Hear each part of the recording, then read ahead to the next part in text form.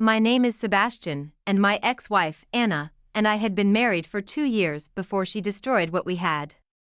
Anna and I were colleagues at one time, but after I got an offer from a more prominent company, I resigned, and that was when we began to date. Before that time, Anna and I were not really the colleagues that got along with each other. She was reserved and barely associated with different people, except she was talked to. But despite being introverted, I still had a crazy crush on her. I can only tell her how I felt after I resigned because my former company was against coworkers dating. Luckily, when I told Anna how I felt about her, she admitted that she had the same feelings for me, too, and in no time, we began to date. I loved Anna's commitment to hard work, her smiles, her energy, and those crystal blue eyes. We got along so well, and I enjoyed every moment I spent with her, and when I eventually asked her to marry me, she said yes. For me, money was not an issue because I earned a lot of money from the tech company I worked with, and this also played a significant role in how I cared for Anna. On my own, I would drop by clothing stores and buy her clothes, shoes, jewelry, and everything she wanted, whether expensive or not. I also did this because I loved it when my woman looked good and classy. It boosted my ego. I really loved Anna, and I wanted her to be happy at all times, but aside from that, when it came to Anna, I didn't mind if she shopped every week or every month because I considered it as investing in her. Even when we were about to buy a house, I allowed her to pick the house she liked despite not liking it that much because I believed that if she was happy, then I'd be happy, yet after everything I did for her, she went ahead and cheated on me with my blood. Everything was going fine between Anna and me, but after the incident of a flood that destroyed many houses last year, I was forced to let my cousin and his wife move in with us. They had to begin life from square one because they lost everything they had, and the least I could do was support them. So my cousin and his wife asked if they could move in with us until they got back on their feet, and after I discussed it with Anna, we decided to let them live with us. Anna was thrilled to receive them, and I was glad she would always have company at home, especially when I was not around. Also, the nature of her job allowed her to work from home, and it felt good to know that she would no longer feel lonely while she worked. Little did I know that I allowed my wife to cheat on me with my cousin. The funniest thing was his wife, and I did not notice anything fishy. Whenever we returned from work, they'd act all cool with each other and didn't leave room for suspicion.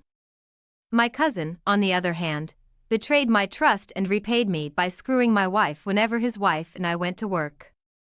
One weekend, Anna went grocery shopping and asked me to help her fold the clothes in the closet, and that was how I stumbled on her diary tucked under a small pile of unfolded clothes.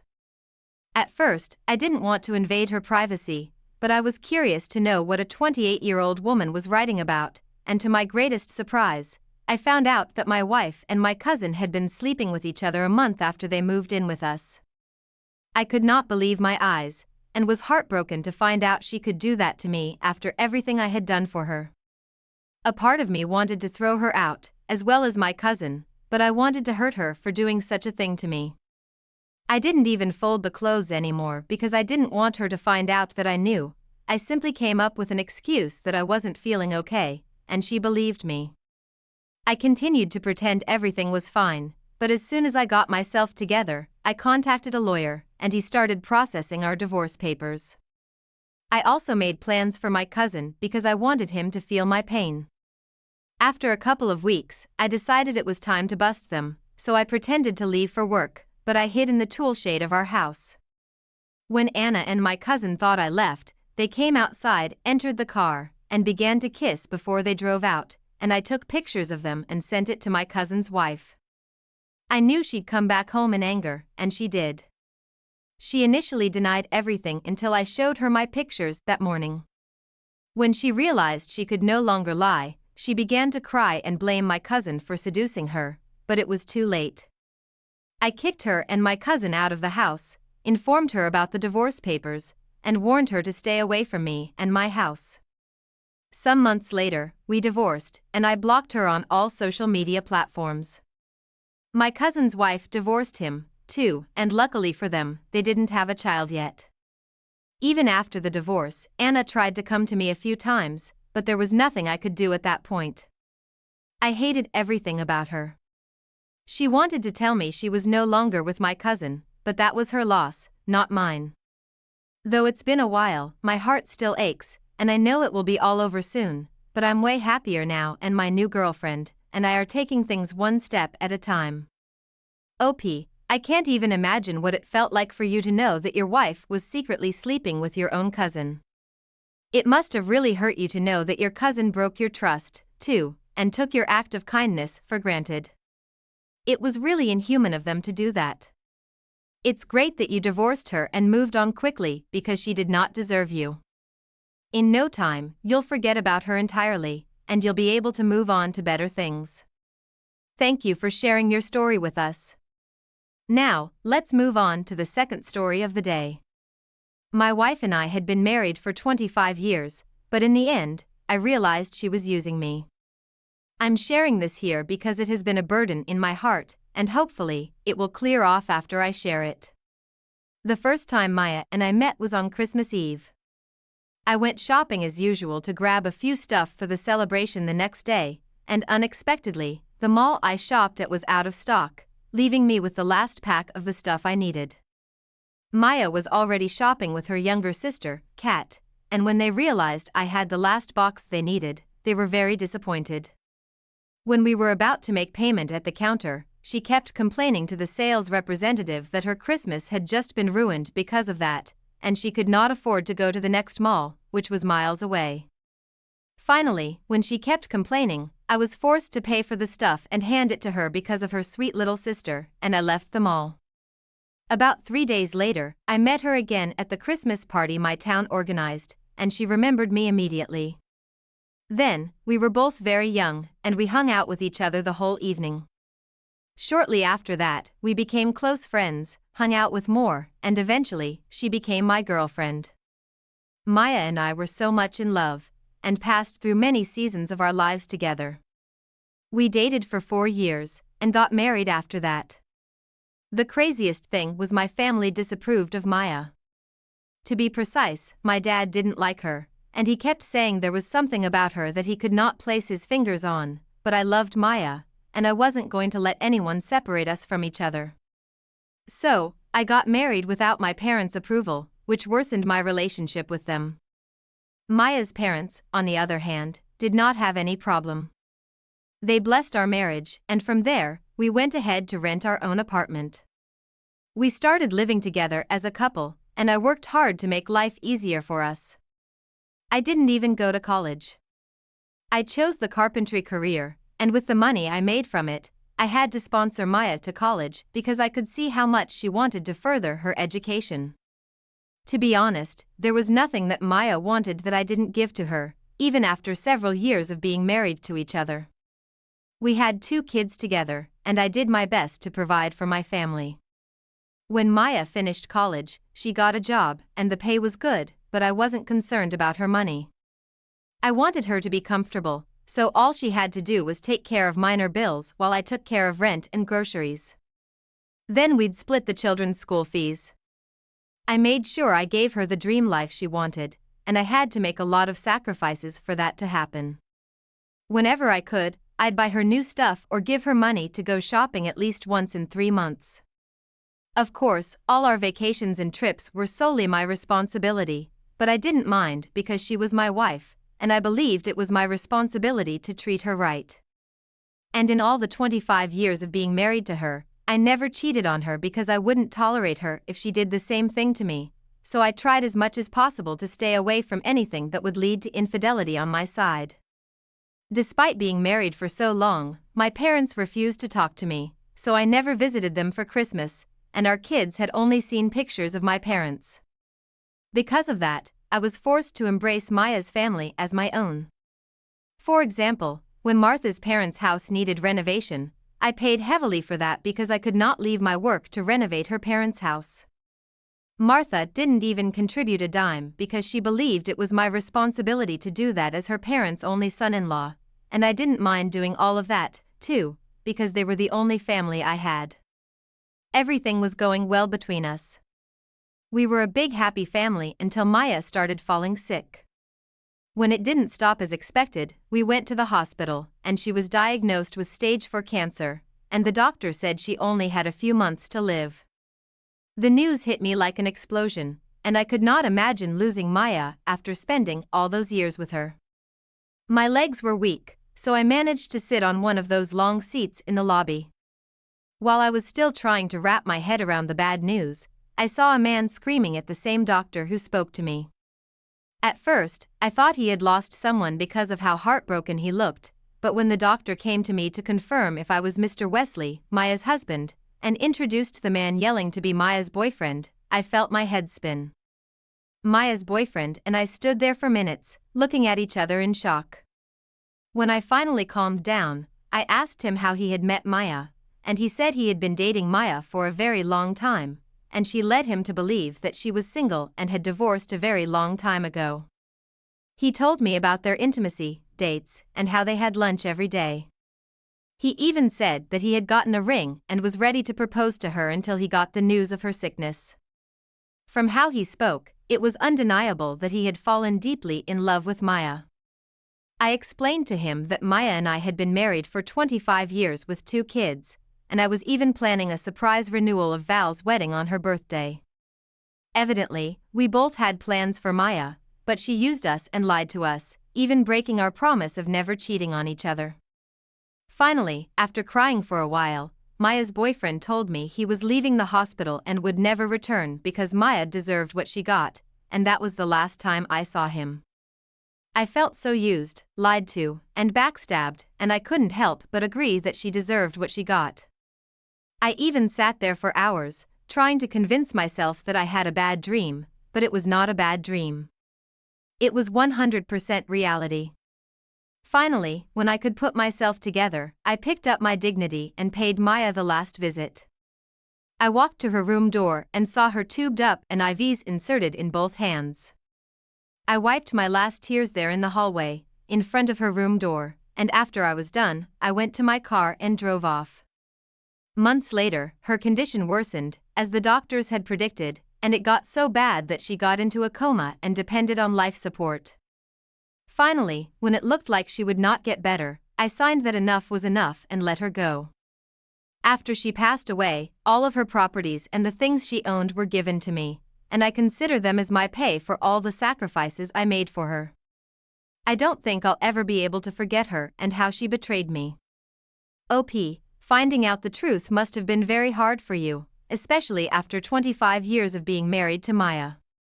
To even think that you had a messy relationship with your parents because of Maya, and in the end, it was not worth it. Maya deserved what she got. She played you and threw away what you had with each other after dating for years and being married for 25 years. I'm genuinely sorry, and I understand that healing from this and getting over it is not going to be easy, but I know that you can do it, and no matter how you write it, I understand how deeply it hurts. I believe you need a lot of self-love and time with your children. For now, you can take a break from relationships to heal properly, then you can go back whenever you're ready, and if you're not, there's no problem with that. Remember that you're a strong man, and we are all rooting for you. Thank you all for taking the time to listen to today's stories. If you enjoyed listening, please feel free to like and subscribe if you haven't already. Also, comment below with your thoughts on what happened. Permit me to begin by stating that I am a typical person. When I say this, I mean that I come from a normal, intellectual family, and that from a young age, I was instilled with the belief that love and trust are the cornerstones of every healthy relationship. Also, nature did not hinder my look in any way, and as a result, I have a sporty figure. I sustained this physique by murdering it under the weights in the gym. My masculine ego was unavoidably bolstered as a result of the fact that the female sex was always sympathetic to me. Having said that, the morals and ethics of my family, which were strongly instilled in me from a young age, did not let me to live an unrestrained masculine lifestyle. Despite the fact that I had a lot of female admirers, I always believed that woman you love should be your role model. Your mother is the only other person who can compare to the purity and brightness of your temple, and although it doesn't really have anything to do with my narrative, I will tell you that I have been interested in aviation ever since I was a kid, and that the sky and aircraft are my most favorite things in the world. This is a component of who I am. Because of this, I enrolled in the higher civil aviation school. After graduating from that school and navigating my way through a maze of different committees, tests, and training centers for flight crews, I was finally awarded my pilot's license and proudly took the right seat in the cockpit of a Boeing 737 as a co-pilot trainee for a major airline. I then began to hone my skills of taming the steel bird in the sky while accumulating experience and flight hours. Another significant character in my narrative is a good buddy of mine named John. To me, he was like an older brother. We had known one another since we were little children, even before we entered high school. He was a man who had stood the test of time and with whom I had been involved in a variety of tales and all manner of difficulties. Hence, I made it a point to ensure that he would never betray or defraud anybody. We were always there for each other and we helped each other out in a variety of different situations. When it comes to individuals like that, they claim that with him, whether in the heat of combat or on a reconnaissance mission, or whatever it is that they assert, but John did have one major flaw in his character. He was just not a good person to be around women. It has always been easier for him to establish common ground with women and to acquire what he wants from them because to the great charm and tongue-in-cheek humor that nature bestowed upon him. He was always skilled at manipulating women in the manner that he desired. Because he possessed all of these skills, he was also able to advance his career at one of the most important trading companies. His one and only conviction was that a woman is another woman who is yearning for a man. And that in order to have a successful relationship with a woman, all you need to do is be able to read her, locate her hidden buttons and levers, and then use your power to manipulate them. And any stunning lady, whether she a fresh-faced college student or a seasoned executive, will be vying for a spot in your bed. In addition to being a psychologist, he was a narcissist. I'm sorry to say it, but he really did have a talent for convincing people. It would appear that this was the reason for the meteoric rise of his career. And so were the airplanes that carried me into the clouds.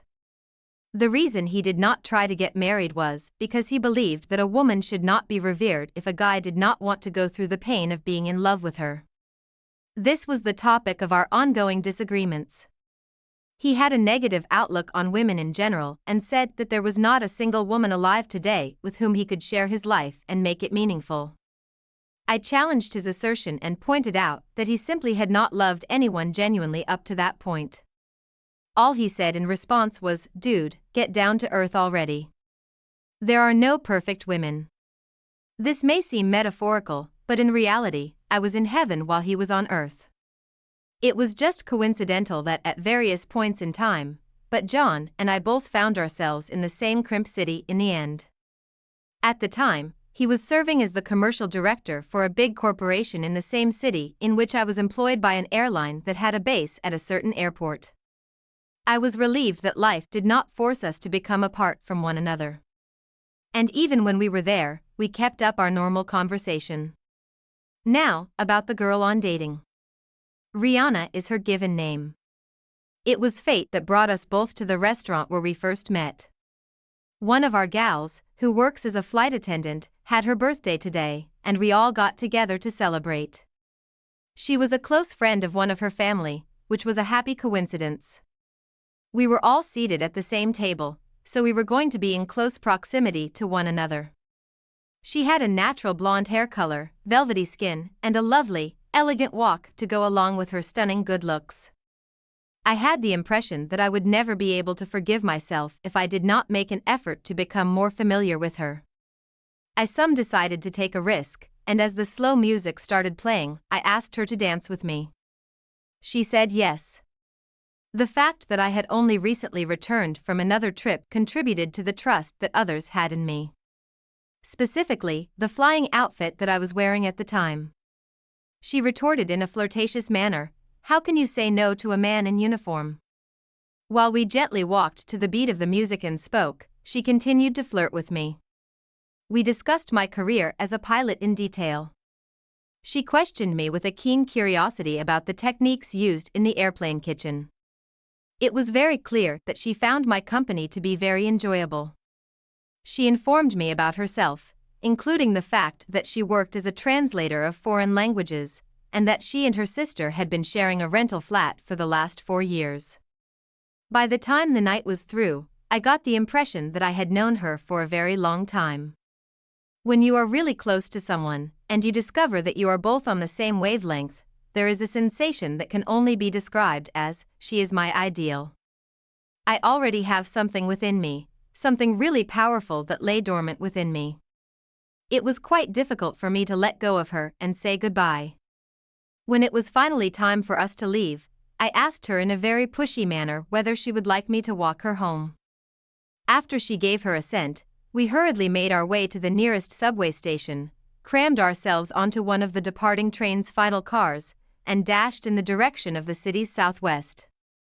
We carried on our conversation all the way there, and the more we talked, the more intriguing I found her to be. The question of whether or not she was married, and whether or not she had a partner was, of course, one that I had to answer for myself eventually.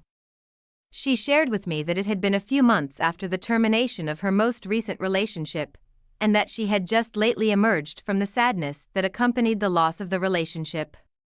This fact, for some reason, drew my attention to her earnestness, making me wonder whether she was worried about it.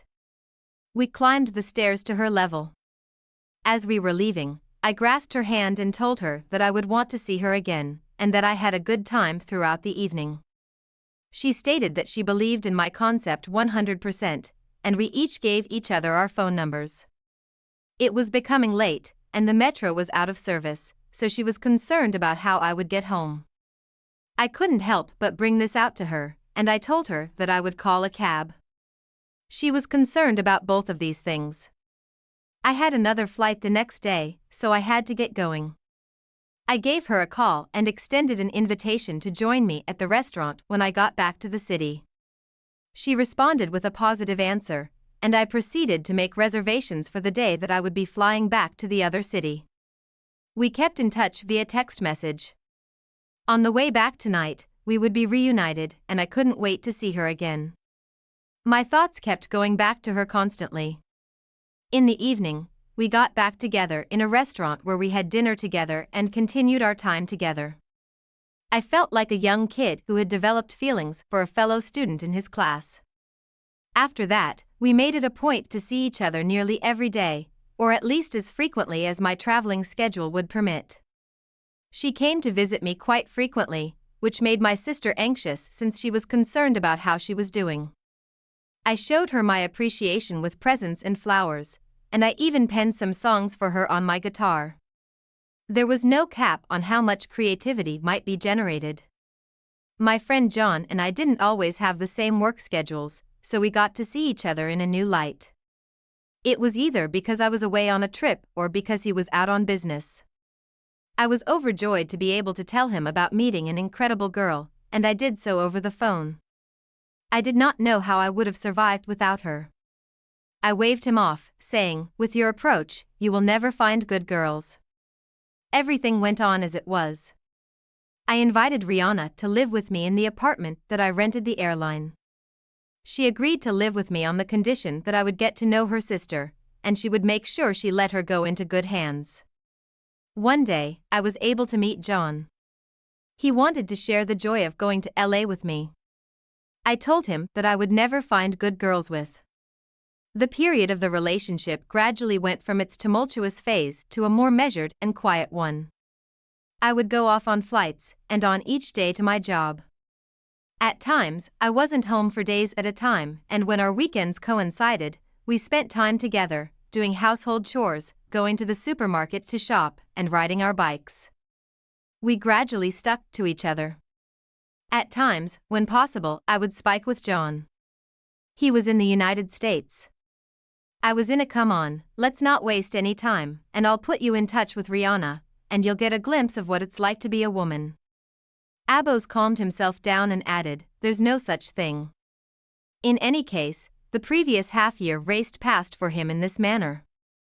The management of the airline made the decision to promote me to the post of co-pilot on tourist flights due to the fact that I already had experience flying and was in the training program. I was glad, and Rihanna shared my joy in the accomplishment.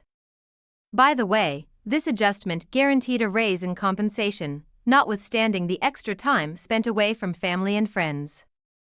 I finally got to the point where I could tell Rihanna that tomorrow I have a flight with the flight committee and the inspecting instructors.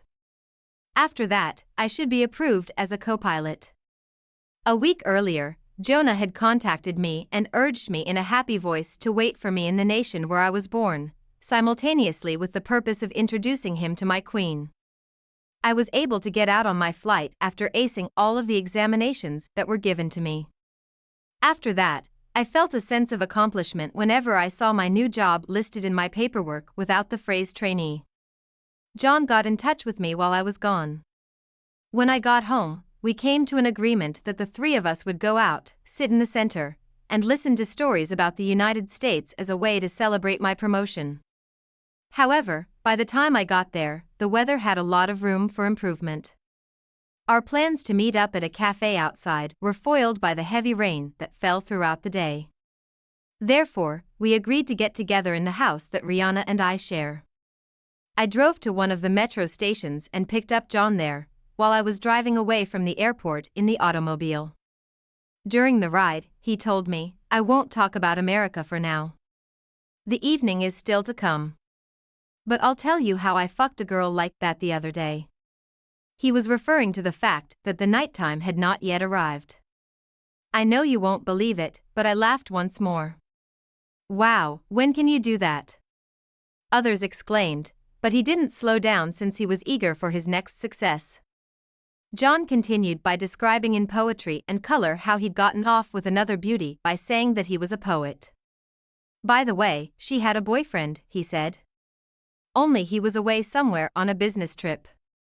So the girl went off the rails. But she did such things.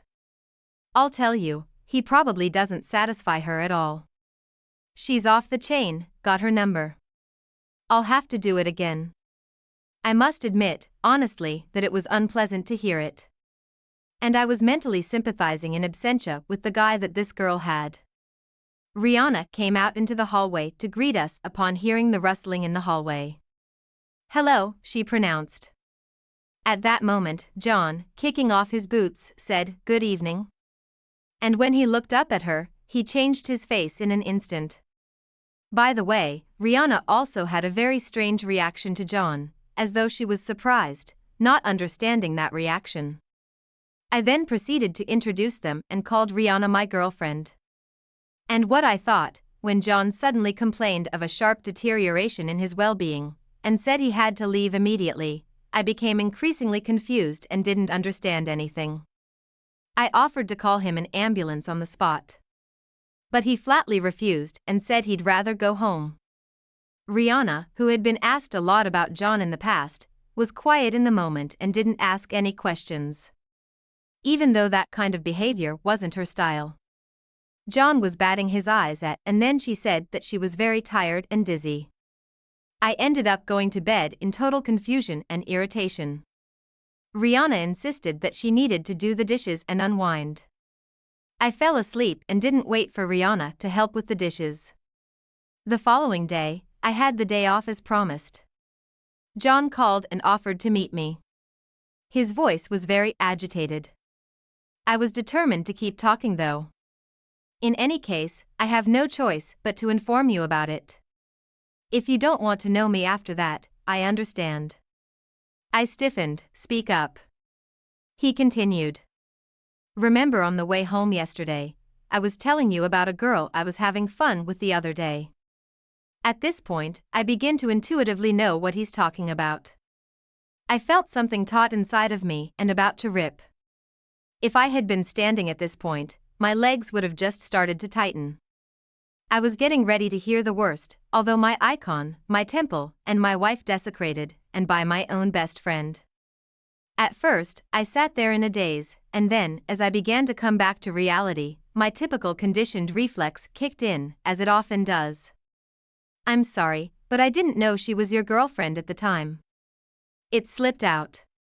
I couldn't believe it. My icon, my temple, and my wife desecrated, and by my own best friend. When this occurred, I gave John a hard slap to the face with both hands. Immediately after I did so, I heard screams coming from the people sitting at the nearby tables, and then a couple of guys came rushing up sharply. The security guard grabbed hold of us and started dragging us in different directions, gradually pushing us toward the exit. John, rubbing his ears and making a long face, yelled, "That's it." We gently sat back down, but the security guard for the cafe and the men at the tables around us would not move away from us out of fear of more conflicts.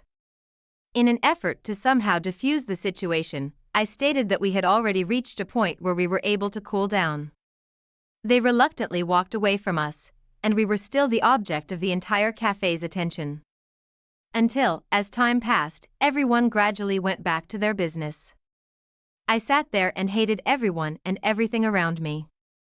Rihanna, John, my job, which I really just idolized. I didn't know what to think, what to feel. John said, "Well, I was basically ready for that." He was slowly starting to get a black eye, and I was in complete prostration. My world had collapsed. I thought at that moment that I had lost the woman I loved and my best friend in one day. John kept repeating that he didn't know who she was.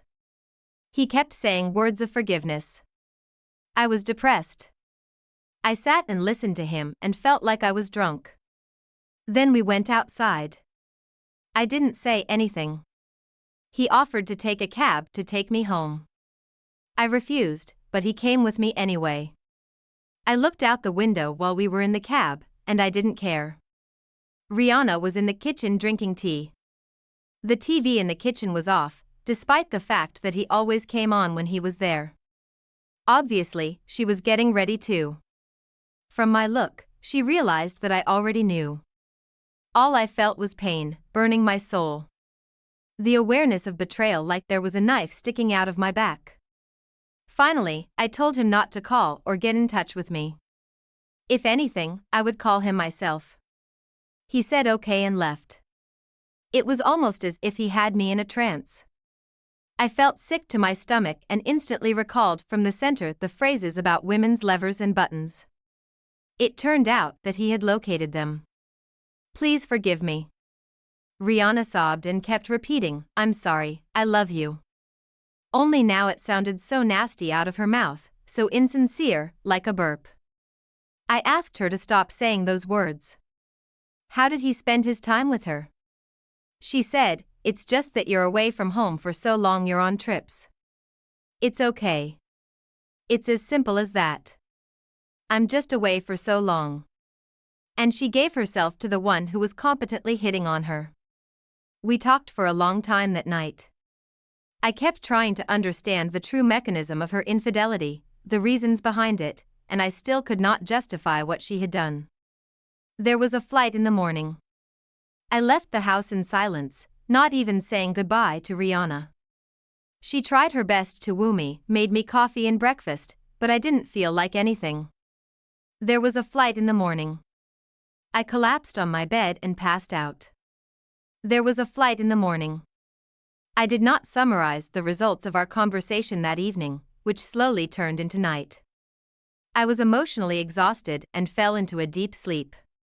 She went back to her sister's house, even though she cried and tried to talk for a long time. I was never able to forgive her, even though my heart demanded forgiveness. However, I decided that I would survive this breakup and preserve my dignity and respect for myself. I am accustomed for my flying work to rely on a cold mind and common sense calculation. Moreover, she was not going to admit it. And he did not know who Rihanna's girlfriend was, despite the fact that felt guilty about it for a long time. What about me? Now I frequently return home after flights to young flight attendants. I began to take advantage of what nature had given me and enjoy the pleasure of interacting with different women. I began to get what I did not get in my youth, breaking, so to speak, the patterns of pure, sincere love. Now I do not know what should be a woman with whom I trace my life. The next story is even more interesting. It tells how the wife succumbed to the influence of her husband's best friend and cheated with him. After that, the husband found out and decided to take revenge. Watch to the end. A graduation celebration was the setting for Elisa and Sebastian's first sexual encounter. A time when she and Simon had just recently begun dating. Because Simon had much too much alcohol earlier in the evening, he fell asleep in one of the rooms just a few hours after the party had begun. He slept soundly throughout the night, and it was around that time that his closest buddy and his girlfriend were overtaken by a sudden desire for one another. After what they had done, they both became aware of what they had done and made a pact not to recall it in the future and to conceal it, particularly from Simon. That's exactly what the girl did too. She tried to wipe that night from her life and memory, but Sebastian was a lot better at doing so than she was. He persisted in attempting to entice her by reminding her of it again and over. But Elisa remained unmoved, and she persistently pointed out to the poor lover that Simon was truly only his buddy. After he had finished his service in the army and had remained there for a number of additional years under contract, he finally succeeded in convincing Elisa to go through with the experience again one day, which was quite a few years after they had first met. The young woman heaved a sigh of relief and prayed that Sebastian would find happiness elsewhere and never reappear in her or Simon's lives again. After waiting another year, the two young people decided to take the plunge and be married. Shortly after the ceremony, Elisa presented her new husband with a test that had 2 vivid pink stripes. After another 9 months had passed, Simon was cuddling a beautiful baby girl who resembled him in every way. The man insisted again and over that his closest companion had not been present for any of the significant moments in his life. Sebastian was unable to escape the ceremony for the wedding, and as a result, he was unable to attend the birth of his friend's daughter. Even though they continued to communicate with one another through phone conversations and messages, Simon felt as like he was losing out on the face-to-face engagement. It was as if Sebastian had never been absent from their lives. One day, he just showed up on their doorstep and informed them that his military commitment was finished and that he was now back in town. Elisa was shocked and upset by the information whilst Simon was pleased. The fact that Sebastian had grown up while he was serving only contributed to his irritation. During that time, he had lost weight and his physique had become more toned, and he could see signs of relief in the contour of his body that was apparent under his shirt. Unconsciously, she cast a peek in the direction of her ex-lover as he removed his coat. Even if he didn't show it, Sebastian realized that she was looking at him. Now, she was much more concerned that her friend had accidentally let slip to her husband the details of their affair than she had been before. The woman was unable to get any rest when her husband was away at a party with him and his colleagues because she worried that anything would go wrong while he was away. She was anxious since it is a well-known fact that what a person thinks about while they are sober will eventually come out of their mouth when they are intoxicated, and it looked like Sebastian was trying his best to make up for lost time. He continued to hover about Simon and Elisa's house, urging Simon to sit down and chat to him on a regular basis while also attempting to assist his ex-mistress in caring for the kid. In point of fact, Elisa didn't trust herself in this predicament the most of all. Even though she was aware that she had cheated on her husband twice with this man for a specific purpose, she continued to feel drawn to him, despite the fact that she vehemently rejected that this was the case inside herself. Since he had returned, the woman's previous boyfriend had been a recurring theme in her nighttime dreams, and it was getting to the point where it was driving her insane. When Simon observed his wife, he found that she had grown tight and apprehensive. Elisa was growing irritated with her kid, even though she was still quite little, and was taking it out on her husband over the smallest of infractions. The guy believed that the whole thing was due to the fact that his outgoing and social wife had been exhausted during her maternity leave as a result of the strain of day-to-day living on it. After a long day at work, he did everything he could to help his beloved relax by distracting her and their daughter with activities like going for a walk or paying a visit to his parents. But none of this has been of any use thus far. All of her husband's wonderful actions made Elisa feel worse. She was angry with herself for ever considering the possibility of another man. For all, the guy she married was such a wonderful human being. He looked for the family as well as her. Sebastian sexually assaulted his friend's wife on several occasions while his buddy was not looking. He also attempted to kiss and touch his previous mistress while she was trapped in a corner by Sebastian. Up to this point, the lady had been able to effectively tear herself away from his grasping hands. But every fiber of her being shouted and pled for her to give Sebastian the opportunity to continue. She yelled in his ear, "Stop it," as she struggled to remove his hands from her hips. "Have you even a little bit lost your mind? Because I care so much for you, yes." He gave her a grin in return. "I will disclose everything to my spouse requesting that you desist." "And I that we have completed this task several times," said Sebastian, "who you think you would have faith in your opinion?" Elisa was aware of the futility of disputing in this particular circumstance. She had no idea what to anticipate from Sebastian in that regard.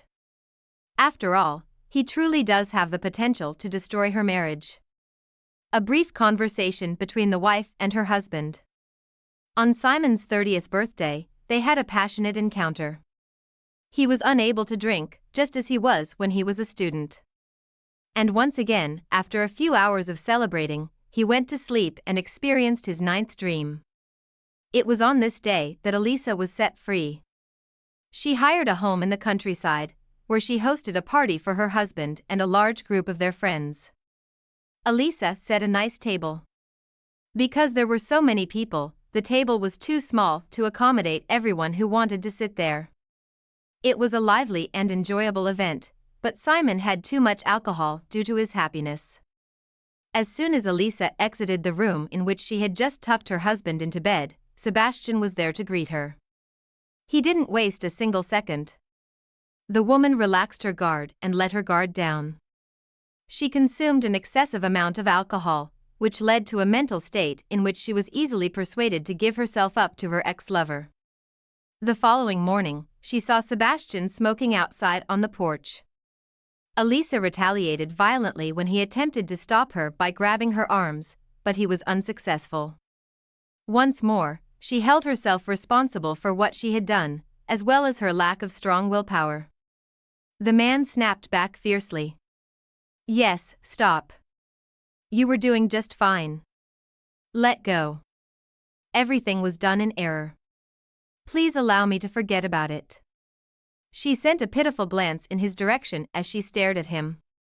"Why do you not give in? You thought highly of everything." He laughed as he thought about how poor Simon was in the bedroom. Elisa gave it one more pull, and she was eventually successful in releasing her hand. But the moment that both of them turned around, they spotted Simon standing in the entranceway of the room. From the look on his face alone, it was instantly apparent that he had heard everything, and of course, comprehended everything. The man was so enraged that he couldn't tell who it was anymore. With a drawn-out cry, he hurled his fists at his buddy and tossed him into the snow. The man's friend was left lying in the snow. After that, a battle broke out, which Sebastian, with his proficiency in hand-to-hand combat, was clearly winning. Simon was so overcome with rage that he acted rashly and hit without thinking. The guys were able to pull them apart, despite the fact that the combatants continued to yell insults at each other and struggled to get away from the men who were trying to help them. The move has already been made to Simon's wife. Elisa felt her chest tighten as she looked at the angry tears in her boyfriend's eyes. Even though she was well aware of the amount of love that her partner had for her, she still went ahead and did this to him. At that very instant, she despised herself more than anyone else in the world. Simon had the initial intention of going straight to the apartment and tossing all of his cheating wife's belongings out the window, but a coworker cautioned him against taking such drastic action. After all, Elisa had a trump card up her sleeve, and that was their daughter. With their daughter, Elisa could simply deny their daughter's father to visit his daughter. Simon came to the conclusion that it was a reasonable suggestion and made an effort to calm down. However, he was quick to file for divorce and did so as quickly as possible. However, Elisa did not stop to consider the possibility of forbidding her husband to visit his daughter. She was so embarrassed by her actions and the suffering she had brought onto Simon that she would never have dared to act in that manner again. She begged him over and over again to forgive her, but Simon remained unyielding in his refusal to do so. The double betrayal, especially because it took place in front of all of his pals, really upset him. Simply put, he was unable to forgive his wife for doing this to him. It should come as no surprise that he also severed all forms of connection with Sebastian, and so did his former spouse.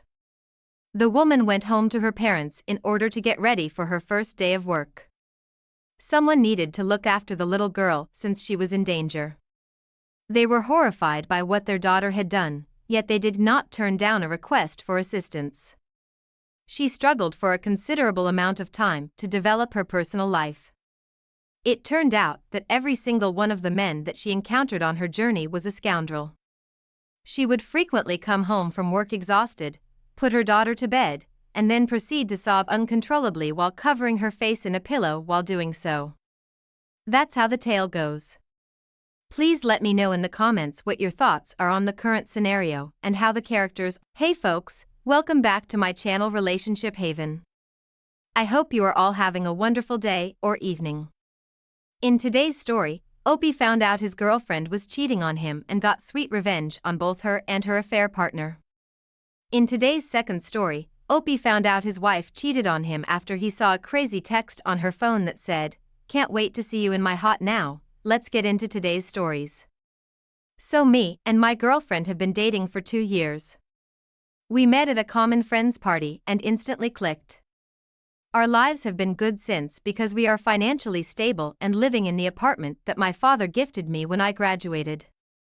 I love my girlfriend and believe she is the most important person in my life as I don't have many friends who I can open up to. She is the one who always supports me emotionally, but due to work reasons, she had to move to a different state for 2 months. We talked every day on the phone during that time and I even planned a surprise for her, but when she came back and I discussed it with her, she didn't react the way I imagined she would. She declined and said she just wants to be alone. Normally, she never declines a surprise or anything like that, but I understood that she might be tired, so I asked if we can shift the date to another day. She didn't reply and I felt this behavior was quite odd. Since that day, I've started feeling that she is trying to distance herself from me, but then after a month passed, she said let's plan a vacation.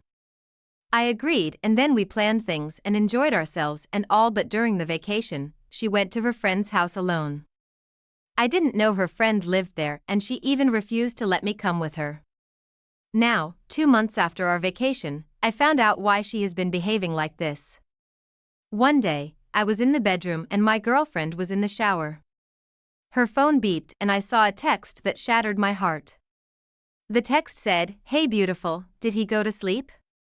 I was shocked and then started reading the chats.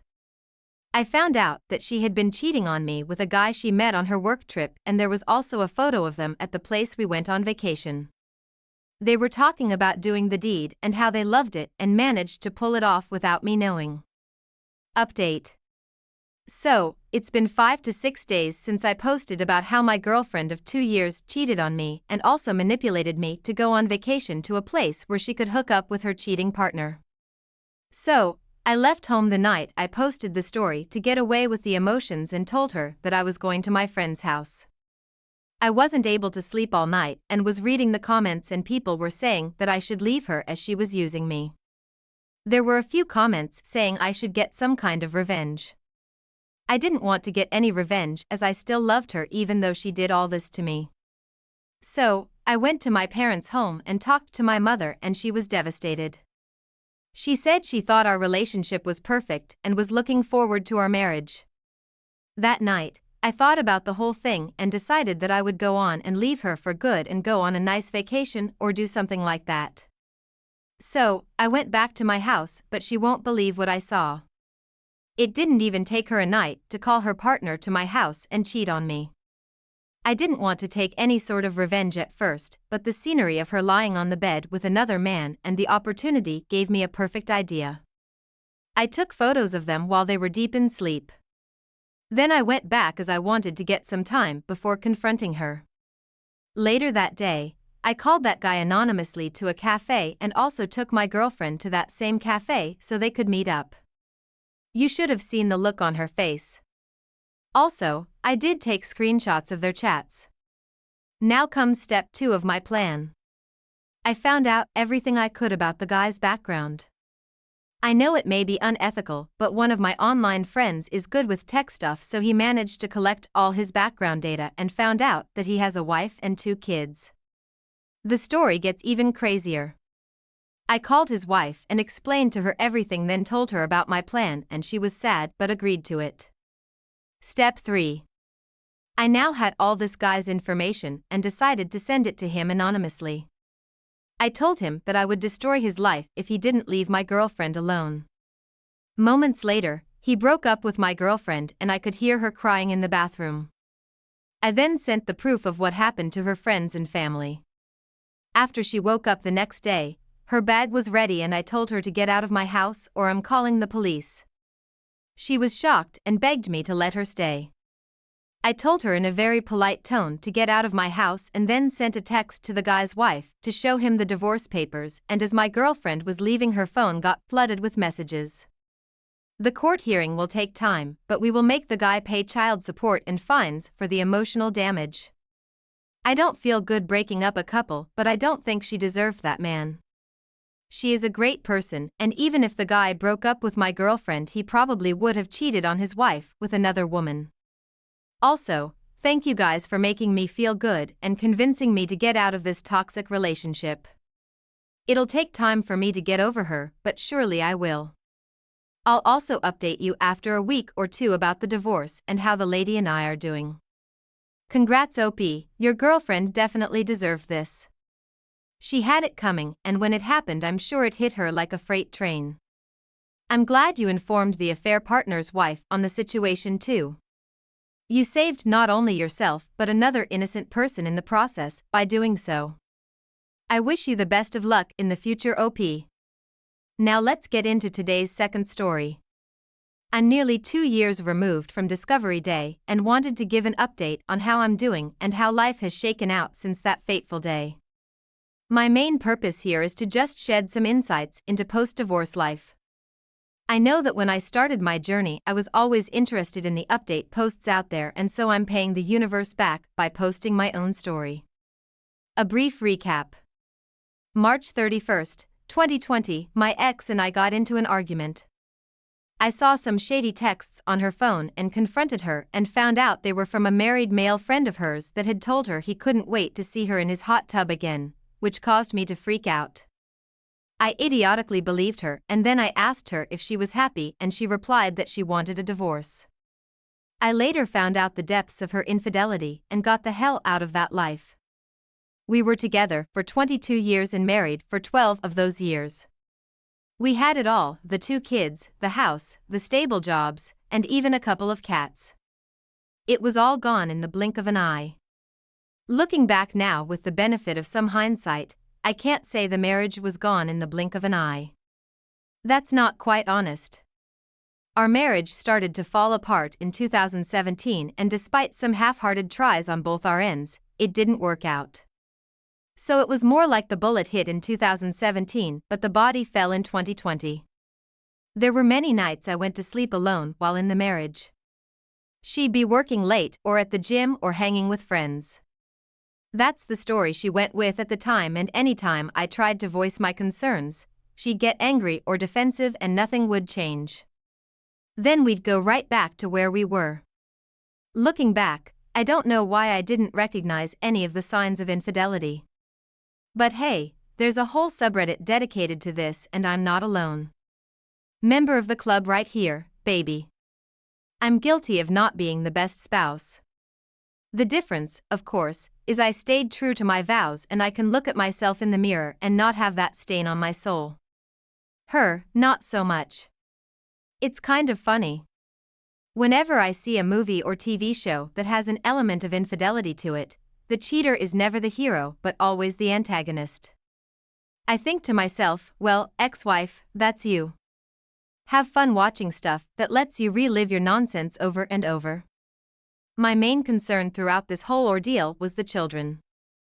I've got a 12-year-old daughter and a 9-year-old son, and they have been one of the main drivers for me to keep pushing forward and growing to get out of the mental anguish that this brought about. They've been great and have seemed to adapt well to the week on, week off schedule. We have dinners, Taco Tuesday as a highlight, as well as Pizza Friday where we eat pizza, drink sodas, and watch creature feature movies. Yeah, we watch movies, we play video games, we roughhouse, and we go on trips.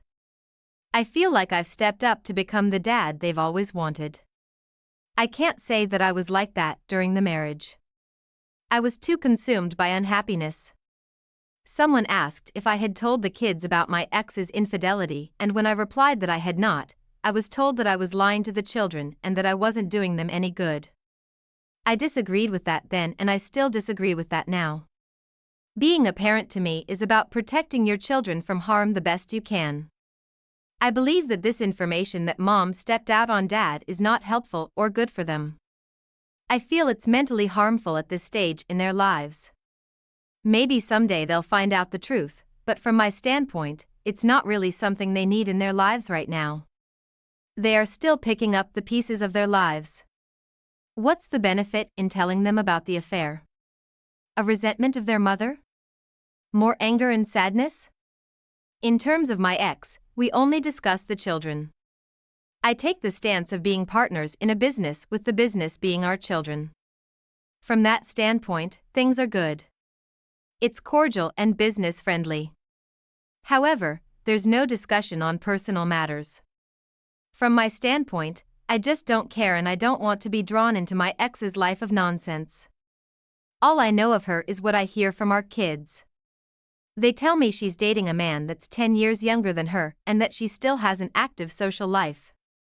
As for me, I can confidently say that I'm far better off now than I was when I was married. There's a bit of guilt in saying that, I suppose. Something for me and my therapist to discuss. But I feel alive again and I haven't felt this good in a long time. Therapy was transformative for me, and I'd recommend it to anyone on the fence. I also did a round of EMDR and that was amazing to me.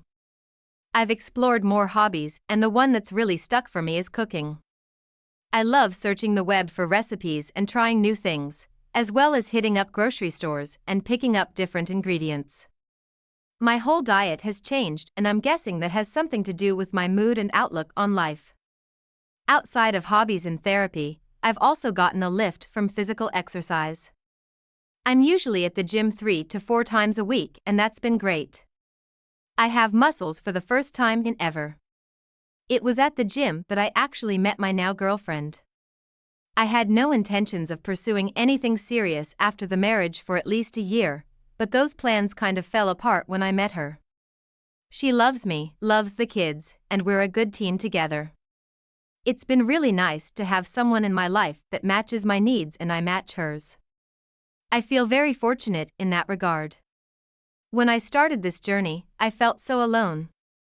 It was just me and my kids. My family is the epitome of unsupportiveness, but I was determined to not let this thing make me a worse version of myself. Every day I'm getting better, even on the days when I don't feel like I'm getting better. That's all this is really, small improvements that add up to a whole new and better life in the long run. Someone said to me that I should strive to look back at this time in life with pride and my head held high. I think for the most part I've done that. To anyone reading this that's just starting out their journey or maybe they don't feel like they're where they want to be post-divorce, I hope you can take some solace in my story. It hasn't always been sunshine and beers in the park, but there have been more good days than bad. And even if you have a bad day, it's just one day. Tomorrow's the start to a whole new journey. Wow, OP, that's great to hear how well you are doing. I do have to mention that I personally disagree with not telling the kids.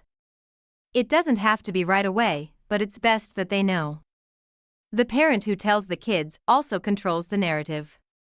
You don't want your wife lying to your kids about what happened and trying to turn them against you. It's not a matter of revenge. It's a matter of them knowing what actually happened, which is that your wife cheated and ruined your marriage. Besides that, you seem to be living your best version of yourself. Keep it up, OP. Thanks for taking the time to listen to today's stories. Don't forget to like and subscribe if you haven't done so yet and comment below on what your thoughts are on today's stories. If there's a story you would like to share with me about your own situation or someone else's, then please do not hesitate to contact me. Take care